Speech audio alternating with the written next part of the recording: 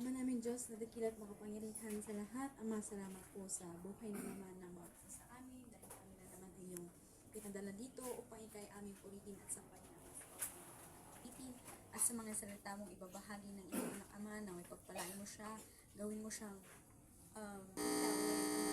pagtulungan mo ang tutulungan upang maibahagi niya sa amin ang dapat namin mensahe sa aming buhay Ama. Sa pangalan ni Jesus, Amen. Then kantahin ko na ng ating This is the Day.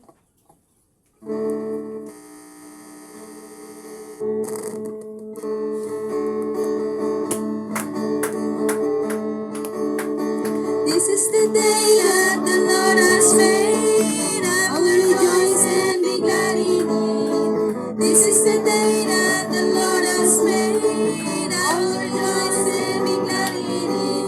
Rejoice in the Lord. Come on, rejoice in the Lord. This is the day that the Lord has made. I will rejoice and be glad in it. This is the day that the Lord has made. I will rejoice and be glad in it. Rejoice in the Lord. Come on, rejoice in the Lord. Celebrate in the presence of the Lord, for He is worthy to be praised. Celebrate in the presence of the Lord, for He is worthy to be praised. Rejoice in the Lord. Come on, rejoice in the Lord. Celebrate Jesus, celebrate. Celebrate Jesus, celebrate. Celebrate Jesus, celebrate. Celebrate Jesus, celebrate. He has risen. He has risen, and He lives forevermore. He has risen. He has risen. Come on and celebrate the resurrection of our Lord. Celebrate. Celebrate in the presence of the Lord, for He is worthy to be praised. Celebrate in the presence of the Lord, for He is worthy to be praised. Rejoice in the Lord. Come on, rejoice in the Lord. This is the day that the Lord has made. I will rejoice and be glad in it. This is the day that the Lord has made. I will rejoice and be glad in it. Rejoice in the Lord. Come on, rejoice in the Lord. Celebrate in the presence of the Lord, for He is worthy to be praised. Celebrate in the presence of the Lord, for He is worthy to be praised. Rejoice in the Lord. Come on, rejoice in the Lord. Celebrate Jesus, celebrate. Celebrate Jesus, celebrate. Celebrate Jesus, celebrate. Celebrate Jesus, celebrate. He has risen. He has risen.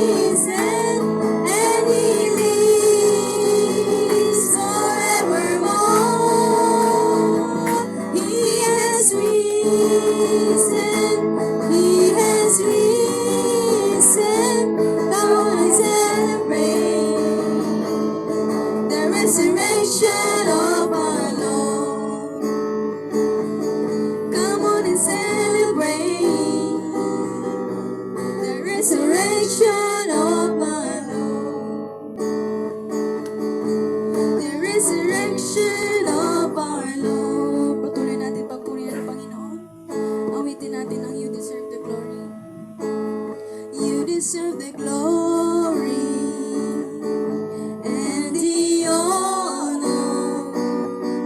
Lord, we lift our hands in worship as we lift your holy name. You deserve the glory, yes, oh God, and the honor. Lord, we lift our hands in worship as we lift your holy name. For you are great, you're the miracle so great. There is no one else like you. There is no one else like you. You deserve the glory and the honor. Lord, we lift our hands in worship as we lift your holy name. You deserve the glory and the honor. Lord, we lift our hands in worship as we lift your holy name. For you are great, you're the miracle so great. There is no one else like you. There is no one else like you. For you are great, you're the miracle so great. There is no one else like you. There is no one else like you. I sing praises to your name. I sing praises to your name. Oh Lord, praises to your name. Oh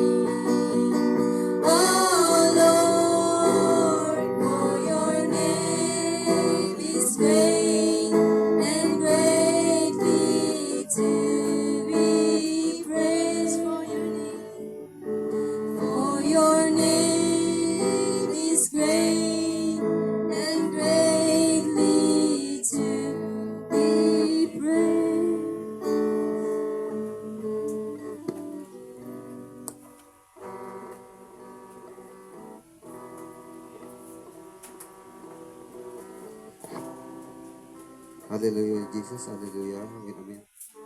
Nandito naman po kami, Ama, papakumbaba sa iyong banal na harapan. At, Ama, hiling ko sa iyo, Ama, na pagkalooban mo ako ng karunungan, kaalaman, upang mapayag ang iyong mga salita, lisin mo ang iyong salita, ikublima mo lamang ako, Ama, sa iyong liburan, upang ikaw ang isang maparangalan, matakilat, malulati, Ama. Kaya gamitin mo lamang ako, itong aking sakong dalangin, pangalan ng aming Panginoon, Jesus, amen. Magandang umaga po sa ating lahat.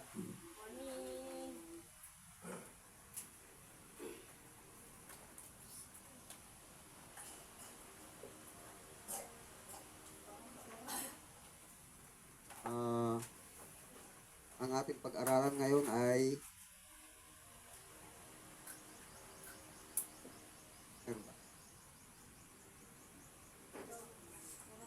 Ay, yun pala. Para naman nanibago ako ngayon. Meron na yung atin. Pakibasa nga mga kapatid. Sasampalataya lang ang tao kung maririnig niya ang mensahe tungkol kay Kristo at maririnig niya ito may pangangaral sa Kanya.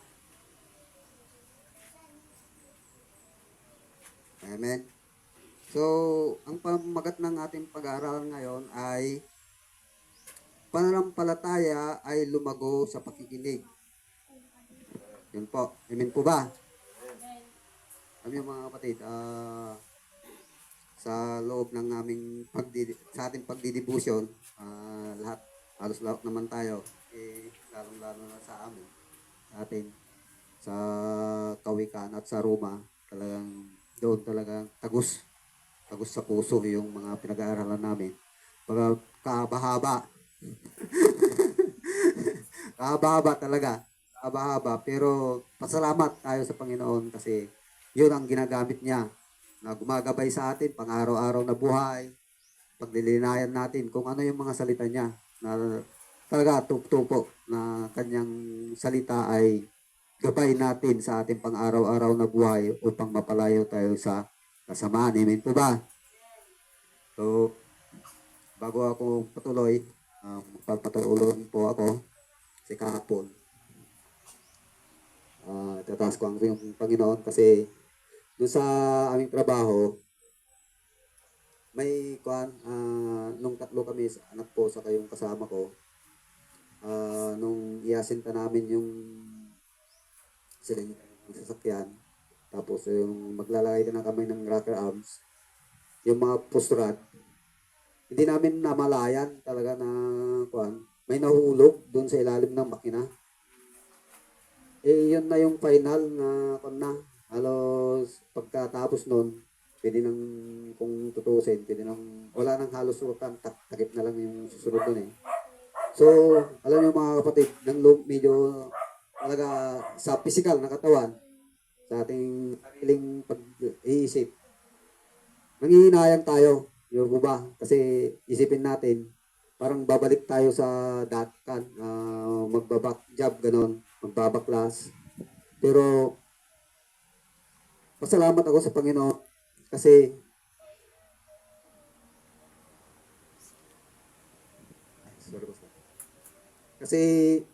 niloob niya na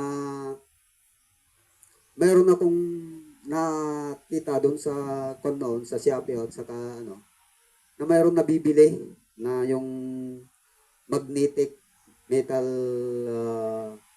pick-up tools. Kung saan, sabi ng mga kasamahan ko doon, baklasin mo na yung cylinder head, hindi kaya sa crankcase para madukot mo. Kasi halos hindi makita, pastor. Kaya, halos isang feet yung haba, yung pusuran. Nung sinusubukan namin sinusungkit, nagagalaw naman. Pero hindi may ahon. So, sabi ko, bibili ako ng kangka ko, maghanap ako ng yung metal magnet na telescopic yon, telescopic magnet. Nung nakahanap ako, tapos kahapon, Kasi hapon na noon, kahapon ko lang nakabili, naghahanap ako. Halos 1 oras ako naghahanap sa lahat na ikot ko sa supply. Pero talaga nagpursige ako. Kasi sabi ko, bago pa kinagabihan noon, talaga nanalangin na ako na, Lord, ako, bigyan mo ako ng patunay na kasama kita. Ako, wag mo naman lubin ako na mapaklasing ko yung makina. Ako, ulitin ko, tanggalin ko yung crankcase ulit kaya yung cylinder head. Kasi panibagong bili na naman po ako ng gasket.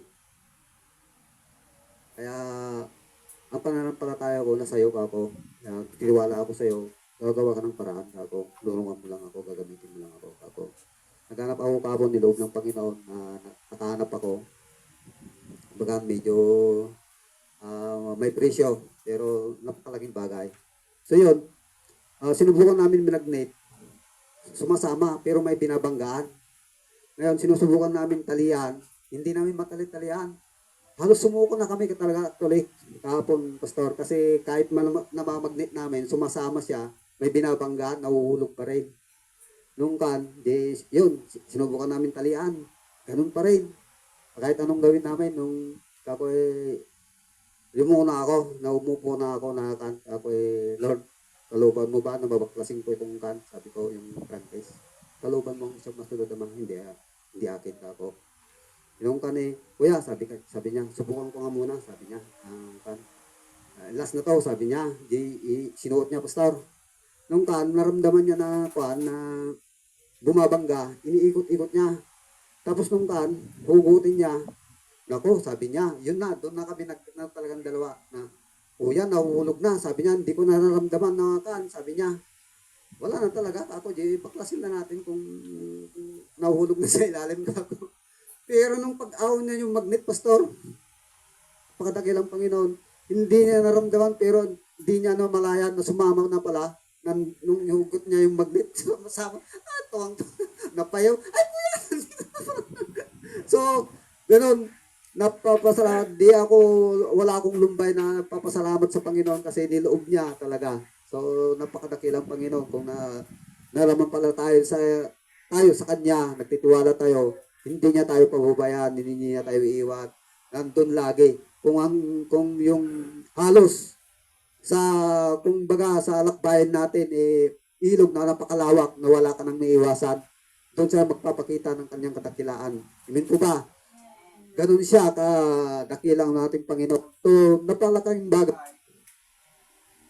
dito sa ating pag-aaralan sa pamamagitan ng pananampalataya, ang tao kung narinig niya ang mensahe tungkol kay Kristo at naririnig lang niya ito kung may mangaral sa Kanya. Amen po ba?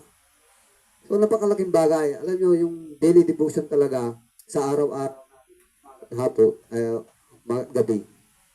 Doon natin napagninilayan ang bawat araw natin. Bagaman maraming pagsubok na dumating natin, mayroon tayong pero sa likod ng mga kahinaan na yun, doon natin ma-realize na ang Panginoon ay laging nandyan, gumagabay sa atin. Hindi niya tayo iiwan. Basta magpapakumbaba lang tayo humingi sa Kanya ng kapatawaran. Kapag nangihina tayo, siya ang sandigan natin. Gawin natin ang sa mga salita, ang sandigan, sandata sa mga pagsubok. Alam natin na lalo-lalo na yung mga nabasa namin sa Creed. Nandito ako kung na yun, yung sa 3, 4, kung saan kung paano inalagaan ng Panginoon sila Adan at Eva, paano niya inalalayan, parang talagang isang ama na physical na dinuduyan, hinahaplos kung nangihina sila. At higit sa lahat, doon ko natatanto yung kahulugan ng kordero, ng tupa, na walang kamalay-malay. No? Sa mga Panginoon nun, yun ang sumasalamin sa ating Panginoon Jesucristo. Kaya napakagalaga na ang ating Panginoon Jesucristo ay ating sa buhay, ang kanyang mga salita, ang kanyang ibanghilyo, ang gabay at patnubay natin upang makarating tayo sa buhay na walang gan. Amen po ba? So, yun lamang po, napakaiksing mensahe, pero kung talagang tumatak sa ating puso't isipan, napakalaking bagay na lahat na ating mga pinag-aaralan, mga ating naririnig sa simbahan, ay ating isabuhay. Hilingin natin sa Kanya ang gabay at patnubay upang lahat ng mga bagay ay mapagtagumpayan natin. Yun lamang po, magandang umaga po sa ating lahat. Okay, salamat Brother Ray. Totoo, yung nakalagay kasi dyan na sumasampalataya lang ang tao sa Diyos kung meron silang naririnig. Kung walang magpapatotoo, walang magsasabi, wala. Hello? Kaya, kailangan. Kaya tanungin mo sa iyong sarili, tanungin mo kung ano ang makakaya mong gawin para dyan. Hello? Lahat po tayo tinawag ng Diyos. Lahat po tayo kung bakit tayo nananampalataya. Kasi si Pablo, sabi niya, may utang ako sa mayaman, sa dukha, sa may pinag-aralan at yung walang pinag-aralan. Bakit? Kasi,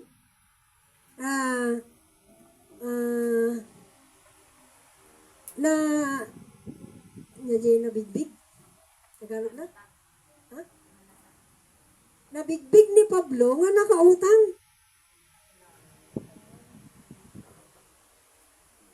Nakilala si Pablo na siya ay may utang. Kilala niya yung utang niya. Kailangan niyang magbayad. Ang kabayaran kasi, kailangan po natin ipaalam sa iba. Kasi ang kingdom, kung hindi tayo kumilos talaga, walang mangyari. Hello? Kaya tayo ay tinawag ng Diyos sa kanyang programa ngayon. Kasi kung pupunta tayo sa relihiyon, wala na tayong pagkaiba. Wala na. Umikot-ikot lang po tayo. Pumunta tayo sa grade 1, grade 2, grade 3, grade 4, grade 5, grade 6. Pag nakarating sa high school, nag-high school. Pag nakarating sa college, nakatapos sa college, babalik na naman sa grade 1. Yun ang teaching ng relihiyon. Paikot-ikot lang. Ngayon na nalaman natin yung totoo, napupuntahan natin, ano pa ang gagawin natin? Lahat po tayo, tinawag ng Diyos para dito. Hindi lang po kami. Hindi lang si Brother Ray. Lahat po tayo. Kasi, nung panahon ni Noah, ilan lang yung naligtas doon? Ate Gloria, ilan ang naligtas nung panahon ni Noah? 8. Kala ko nakalimutan. 8 lang. Masaya ba tayo? Na ilan lang yung maligtas pagdating ng araw? Kaya manalangin po tayo kasi na-challenge pa ako doon sa nabasa ko nung panahon ni Abraham. Ni Abraham yan. Nung dala-dala niya yung banga at pumunta doon para iligtas si Lot na kanyang pamangkin. Pamangkin ba? Okay. Wala siyang kasama noon. Kaya nalungkot din siya. Kaya lang sumunod sa Diyos. Nagpatuloy kahit wala siyang kasama. Amen. Pero nung dumating yung oras talaga, yung panahon talaga na yon, nagpadala ng Diyos ng 300 na pastor na naging kasama niya. Kaya manalangin po tayo sa Diyos na yung 300 na pastor na kailangan din natin, pagdating ng oras, andyan na sila. Kaya lang nakakalungkot, baka hindi pastor ang gamitin ng Diyos sa panahon natin ngayon. Baka hindi pastor, kasi lahat ng pastor ngayon, sorry po.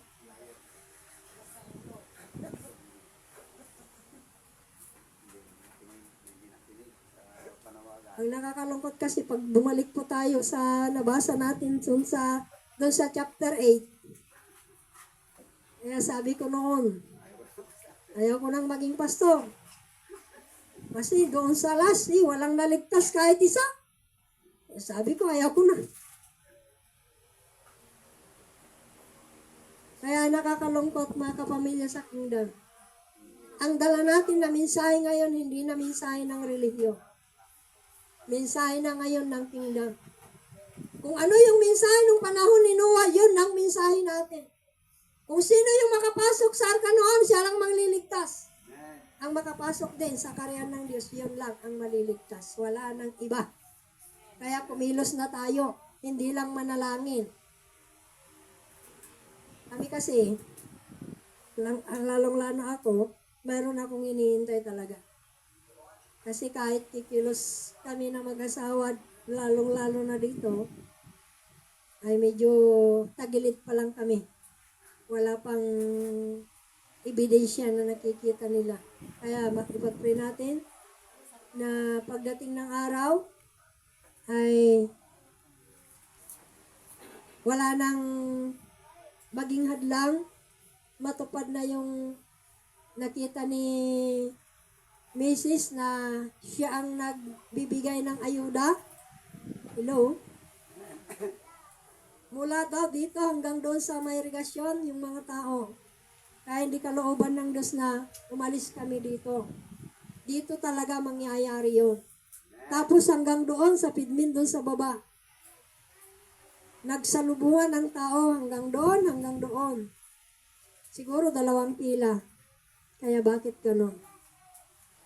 Kaya pag-pray natin na dumating na tayo sa punto talaga na yung kalooban ng Diyos ay mangyari na. Kasi lahat yan ay nakaprograma sa Diyos. Naka-timetable yan. Kagaya nung panahon ni Abraham. Alam niyo yung area na nag-iisa si Abraham noon na lumalakad. Alam niyo, yung pakiramdam, pati asawa. Hindi niya kasama. Ang hirap kaya. Ang hirap kaya. Kahit yung asawa niya, hindi siya naniwala sa pagkakataon na yun. Pati yung mga kasama niya na matalik na kaibigan, walang sumama. Tinakwil talaga si Abraham nung panahon na yun. Kuya John, hindi mo nabasa yun kasi. Kaya pasensya ka na. Kaulo-ulo yung pag-asa niya, yung asawa niya, ang inaasahan niya, sasama sa kanya, pero hindi, baliktad ang nangyari. Kaya iparating natin yung mensahe mga kapamilya sa kingdom. Iparating natin yung mensahe na ang programa ngayon ng Diyos ay kingdom. Hindi na ngayon relihiyon. Kasi nagkalat na sa buong mundo ang relihiyon. Ang relihiyon ngayon ang nag-away-away. Wala na. Bagsak na. Kaya, Ate Gloria, ikaw ang mangkwan ngayon. Kaya kikilos ka rin. Alalahanin mo yung mensahe na yan, ate ha? Hindi lang para sa amin yan. Sabi niya, sasampalataya lang ang tao kung maririnig niya ang mensahe tungkol kay Kristo at maririnig lang niya ito kung may mangangaral sa kanya. Paano kung wala? Paano kung naging pipi tayong lahat? Wala na. Kaya lahat ng taga-kingdom hindi pipi yan. Hello? Kasi pananagutan natin yung mga yan pagdating ng araw. Lahat po tayo na nakakaalam ng katotohanan na hindi kikilos. Lahat po tayo. Sabihin ng Diyos, oh anak, anong ginawa mo? Nung nandun ka, nung tinawag ka sa mundo na to, nung nalaman mo ang totoo, anong ginawa mo? Ano ba ang sasabihin natin? Sasagot natin sa Diyos. Panginoon, hindi ako magaling magsalita, kagaya ni kagaya ni Moses. Alam niyo si Moses kasi, magaling siya. Kaya lang nagdadahilan kasi noon, magaling magsalita. Pero dahilan niya yun, kaya ginawa ng isang paraan. Tawagin mo si Aaron. Ano siyang tagapagsalita? Para wala ka nang masabi. Pero si Moses talagang magaling magsalita. Kasi engineer si Moses. Nakapag-aral. Kaya lang marami siyang dahilan. Kaya ikaw, huwag ka nang magdahilan. Hello? Baka mamaya, magdahila-dahilan ka. Sorry na lang. Kaya, salamat na lang sa Diyos na alam niyo ngayon, sa totoo lang, kahit mayroon po tayong kainaan, pero yung kingdom talaga sa akin, sa aking puso, ay hindi na pwedeng matanggap. Yung programa ng Diyos na nalaman ko na babalik po tayo sa original talaga na design ng Diyos, hindi na mawala yun. Alam niyo nung panood ko yung isinend ni admin na si Christian?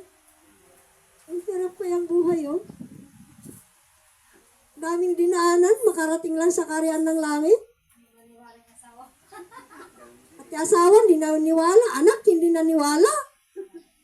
Pero yun ang naging balakid niya, yung asawa at anak niya para, kasi yan ang iniisip niya, kahit nagpapatuloy, asawa pa rin ang iniisip. Pero may nagsabi sa kanya na hayaan mo sila. Bahala na sila kung susunod sila. Kaya lahat po tayo may kanya-kanya talaga. Kanya-kanyang kaligtasan, kanya-kanyang pagsunod, kanya-kanyang kasalanan, kanya-kanyang pasaway. Pero dapat hindi mawala sa atin ito. Sa pamilya sa kingdom, hindi pa huli ang lahat. Hindi pa huli. Marami pang pagkakataon. Kasi nabigyan po tayo ng panahon talaga, naka-timetable ito sa kingdom, kagaya ng panahon ni Noah, na pag dumating na yung baha, yun na talaga. Ganon din ang karya ng langit. Pag dumating na talaga yung time na talagang pumutok na, yun na. Pagdating, hindi na magtagal, ang Panginoong Hesus makikita natin yung kanyang kariyan na physical kingdom. Alam yun, ang gandang balikan kasi yung binabasa namin na yung Salim, Jerusalem. Na, alam niyo yung Salim na yan, gusto ko lang i-challenge kayong mga bata, mga nag-aaral. Huwag kayong mag-focus na gaano dun sa pag-aaral nyo. Importante makapasa kayo. Academic nyo. Pero ang importante na makapasa kayo talaga na 100% doon sa karyan ng langit. Alam niyo sa Salim, walang pinag-aralan yung mga tao yan, kundi ang pinag-aralan lang nila kung paano sumunod sa Diyos. Pero kitignan natin, kung balikan natin ang Salim, hindi naman sila naghirap. Ang rason lang yung tao, mag-aral ka, mabuti, para magandang buhay mo. Pagdating ng araw, magandang trabaho mo. Ang Diyos po ang nagbibigay. Hindi po magaling ka, pwede magaling ka. Hindi po, ganun. Ang lugar ng Salim, bakit sila mayaman? Wala naman silang ginawa. Nag-aaral lang sila kung paano sumunod sa Diyos. Pinag-aralan nila kung paano kumanta, kung paano tumugtog. Yun ang ginawa nila. Kaya sayang kung minsan yan, hindi nagagamit, sandi lang. Hello? Sorry po. Pero kayo na mga kabataan, mag-focus kayo doon sa kalooban talaga ng Diyos. Siyang magpapayaman sa inyo. Hindi yung porkit magaling kayo sa school.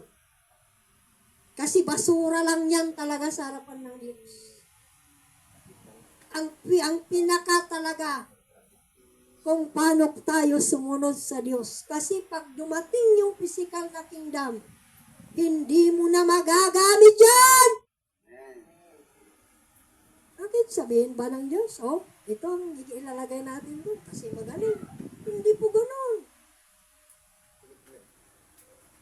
Ang sabihin nila, oh, itong ilalagay natin dyan na magli-leader dyan kasi yan ang mataas ng spiritual. Yun na ang usapan. Kaya dapat dala-dala natin to.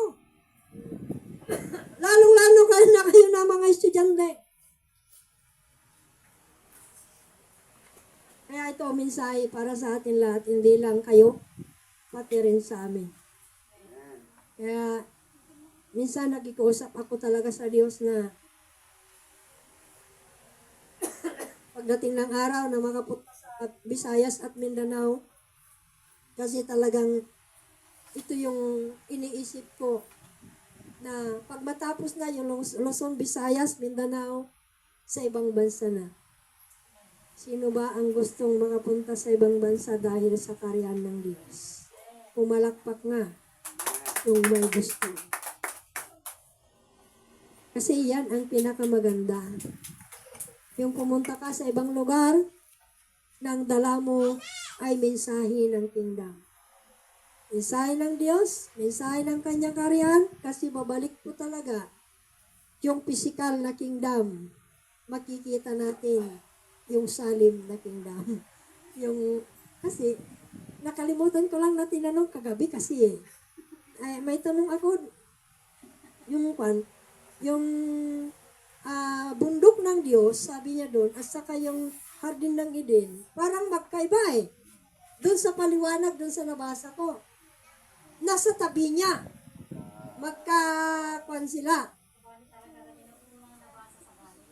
Kaya, tanungin ko nakalimutan ko lang kasi na tanungin eh. Iba kasi yung iniisip ko, parang naiya ako kagabi. Sabi ko testing na naman yan eh. Tama-tama, testing talaga. Testing? Grabe. Salamat sa Diyos. Kasi may panahon talaga na gumawa na ako ng reflection. Kalahati pa lang yung nabasa ko. Tapos pinalikan ko. Kasi nahiya naman ako sa Diyos na hindi ko balikan. Kaya binasa ko ulit. Tinapos ko talaga. Kasi yung konsensya ko, mahirap eh. Kaya inulit ko, tinapos ko. Pero tapos na ako na gumawa ng reflection doon sa kalahati. Kaya salamat sa Diyos. At totoo yung mensahe sa akin na testing yan. Hindi ko sinabi sa kanila. Parang yung pagkaramdam ko, test na naman to. Kasi ang sa akin kasi kung sino talaga yung makapasa dun sa mga testing na yan, sila ang makakarating dun sa kanyang kaharian. Kaya dapat kung matesting tayo, kasi tao lang tayo minsan nagre-reklamo. Kaya, kahit ako pastor, sabi ko, next level na naman daw, ibang level na naman daw. Sabi ko, Lalong-lalo na ng isang araw na talagang gusto kong marami akong magawa. Pero salamat na lang sa Diyos. Talagang yung konsensya talaga hindi natin pwedeng paglabanan yan. Hindi natin kaya. Kaya salamat sa Diyos. At yung dala natin na mensahe, kailangan talaga ipatupad. Kaya salamat kay Brother Ray na siya ang nagpapaalala sa atin na kailangan natin talaga na isabihin sa iba yung mensahe ng Diyos. Kaya Ate Gloria, hindi lang panalangin ang gagawin natin sa pamilya mo. Kailangan talaga nakikilos ka rin. Kasi kung hindi sila maniniwala, di pasensya. Kagaya ni Abraham, mismo ang kanyang asawa, hindi sumunod eh. Kaya buti na lang, doon sa last ay talagang sumunod. Pero mandyan na yung mga ngel. Kaya wag na lang hintayin na bababa pa yung mga anghel bago sila maniwala. Kaya habang may panahon pa, sabihin mo sa kanila, kung hindi sila maniwala, sorry po. Pero tapos ko na yung mission ko sa inyo. Sa iba na. Kaya mas maganda kasi talaga mag-focus ka sa pamilya mo. Kung hindi na sila maniwala, o doon na sa iba. Marami kang kaibigan natin. Marami kang ka-chat kung minsan. Yun nga ang pagkakataon mo. Kahit sa chat lang, ito yung programa ng Diyos. Alam mo, nung panahon ni Noah, kung sino yung nakapasok sa arka, yun lang ang naligtas. Ganon din ang programa ng Diyos ngayon. Kung sino lang yung makarating sa kingdom, yun lang. Wala nang, talaga, sa totoo lang, wala na talaga. 100% na naintindihan ko. Sa dami yung nabasa namin, talaga sa akin lang ay yun na yun. Kaya magpatuloy po tayo. Sabi ko nga, may surprise sa likuran ng mga makapagsubok. Meron po talaga. Gusto pa ng Diyos na isurprise po tayo ng mas matindi kaysa yung naranasan po natin. Minsan nga, kaya kahapon nga, nag-iisip na naman ako na sabi ko na halos kumpleto na yung bakal. Kung ipapatayo ito, wala namang bubong. Kaya masisira lang. Kaya ano kaya ang gagawin? Pero nung pagkatapos na yon, parang may nagbulong sa aking puso na balikan mo yung paniniwala mo na sinabi mo na, di ba sinabi ko noon na yung sinabi ni Pastor Ramon, ayun, naniwala na lang ako, bahala ng Diyos. Kasi patapos na na mapatag yung tapos na yung kusina. Dito na lang sa kwarto at saka dito sa parang salas. Malapit nang matapos. Kaya kahapon sabi ko, pwede siguro na batarisin ko yung dalawa na kaya pero nakakaya naman kung Sunday, hindi po pwede. Magpahinga ang tao sa Sunday. Magkakasala po tayo. Kaya salamat sa Diyos na ipinarating ng Diyos yung mensahe para sa atin na kailangan talaga ito. Kaya pamilya sa kingdom, mga estudyante, alalahanin nyo. Kaya kung mabasa nyo lang talaga yung lugar po ng Salim, pati yung mga tao doon, hindi sila nag-aral na makibaka. Diba? Brother, hindi. Wala. Nag-aral lang sila kung paano sumunod talaga sa Diyos. Tumayo po tayo. Hallelujah, Jesus, hallelujah.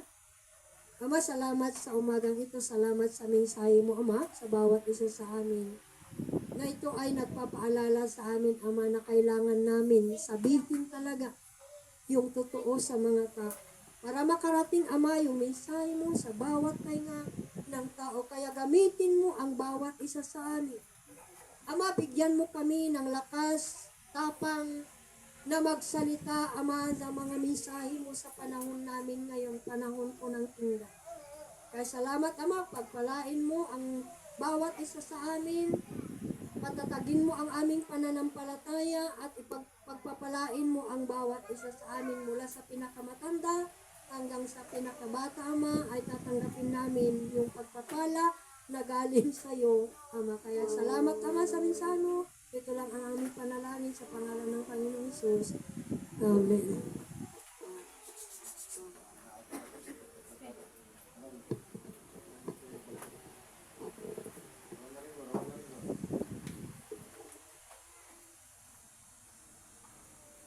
Yung kanta, hindi ko na mahal na mahal. Mahal na mahal kita, Panginoon. Mahal na mahal kita, Panginoon. Kailan ay di kita'y magpapalit, pagkat sa piling mo'y langit. Mahal na mahal kita, Panginoon. Mahal na mahal kita, Panginoon. Mahal na mahal kita, Panginoon. Kailan ay di kita'y magpapalit, pagkat sa piling mo'y langit. Mahal na mahal kita, Panginoon. Mahal na mahal kita, Panginoon. Testimony, kita kayo pray testimony na. Kabalin kayo pang sango. Testimony time. Ayun. Kanta. Isa naman.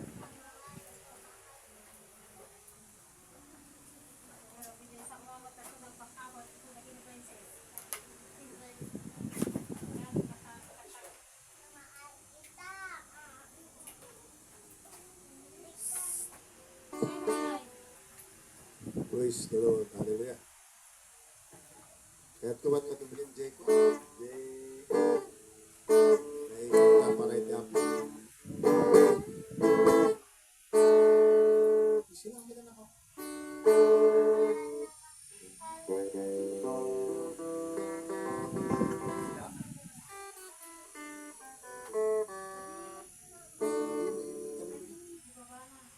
Ay.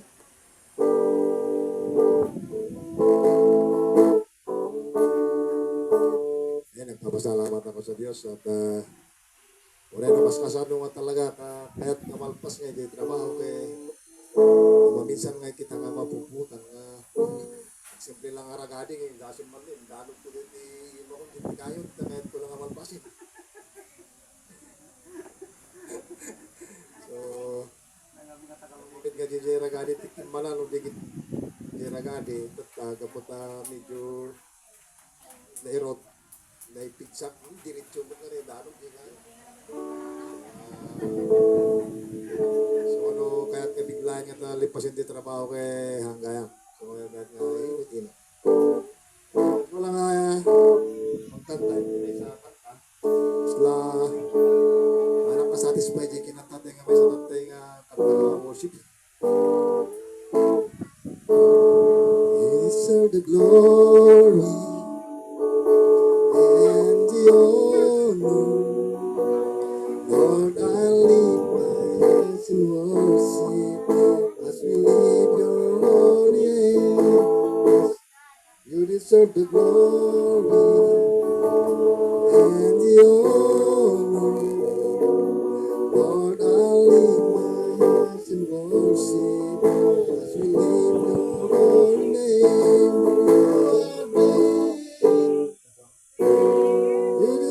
You the miracles of faith.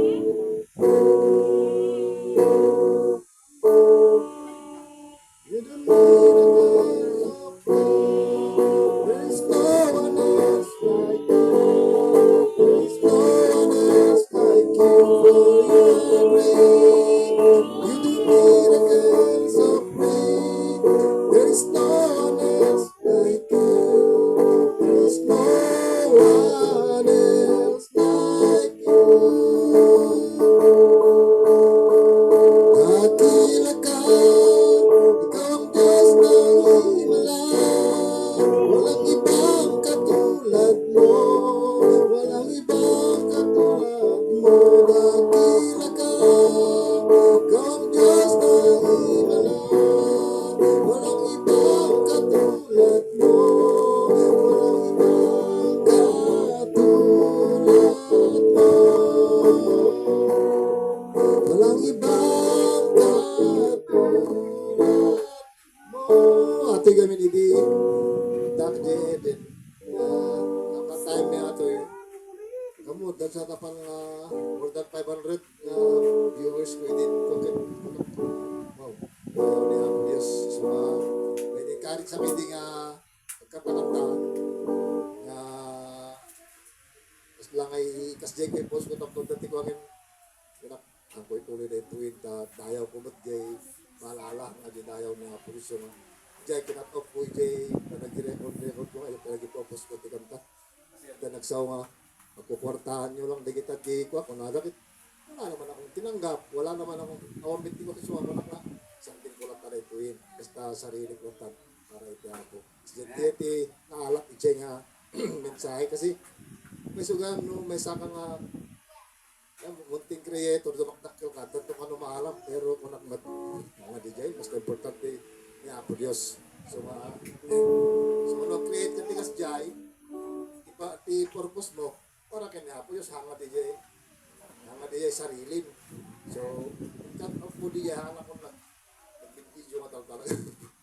kaya nakita kami ni DJ dikin madon ti madon sa diya viewership kung nakukulturi ko ate bagi ko kumetan tanong metang pahato so kinapagpo ate so di ay tigo tapi Ilocano na aja pero okay lang isang to man so nang baga bigat tayo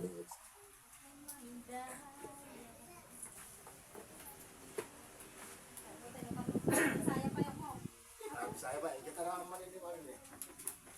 Ramata ureno ka, kasi silang na, kaya na. Lagi tayo sinapit tayo. Bisaya. Imo ang imaya. Hunggan-hunggan na. Pataas ang kamot sa pagsamba. Nagang mo day ko gamhanan ka. Milagroso ka, Diyos.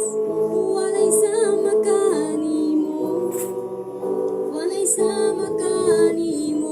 Gamhanan ka. Milagroso ka, Diyos. Walay sama kanimo. Walay sama kanimo. Pamamindaya inatano itagay miti imami pagdayaw nagan mo pamamindaya inatano itagay miti imami mapagdayaw nagan mo nagdalo ka may mga kabalin ka awan mighty Diyos can ka awan mighty Diyos can ka.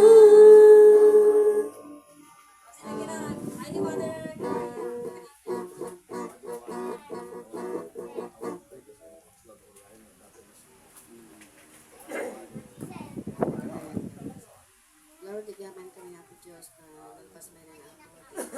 Pagkiripihan din kayo tatangal daw God. Lord, agaman kami, tanapalinan namin manin ako Diyos na may nagdadayo ka.